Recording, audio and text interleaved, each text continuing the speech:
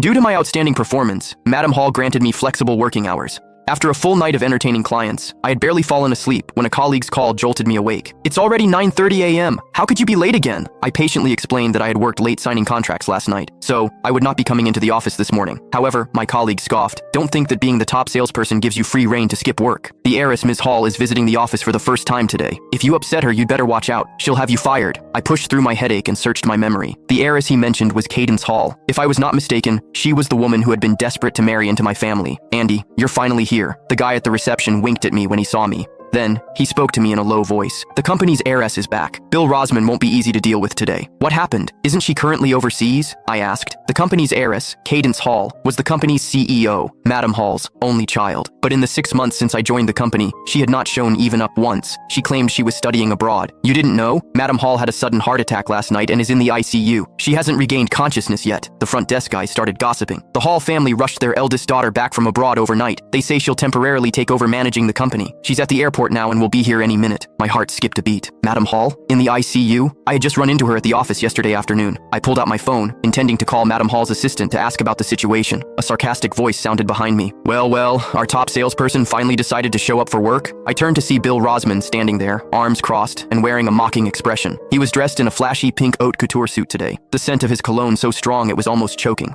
"I thought that since you have signed a big deal, you would ignore company rules now. And you dare show up late on the day the company's heiress is making her first inspection tour? That takes some nerve." When I first joined the company, Bill bragged about being the top salesperson. He would constantly tell me to learn from him as a senior colleague. But in my first month, I crushed his sales figures, both in number of deals and total value. Ever since, he had always made snide remarks whenever he saw me. But before today, it was mostly about young blood taking over the old. This was the first time he had spoken so ruthlessly. I could not be bothered with him and turned to find a quiet spot to make my call, but Bill stepped right in front of me. "What's this? Are you feeling guilty? Are you trying to run away?" His gaze fell on me, and suddenly his voice rose sharply. "Oh my, you actually dressed up like a proper person? What's this? Did you hear the heiress was coming today and decided to try to charm her?" The air around us instantly grew still. Every pair of eyes in the room turned to stare at me. Bill's words were loud enough to draw the attention of colleagues from other departments passing by, who stopped in their tracks. I had been at the company for half a year. Usually I dressed in business casual attire. Last night I had been busy with social engagements and slept late, looking a bit haggard, so I changed into a sharper suit to perk up my appearance. Through Bill's words, this became a calculated attempt at seduction. "Bill, if you can't control your mouth, you might as well donate it." His face instantly turned red. "Who do you think you are, talking to me like that? I can see right through your ulterior motives toward the heiress." I replied coldly. "Why are you being so nosy? Mind your own business. What I wear has nothing to do with you."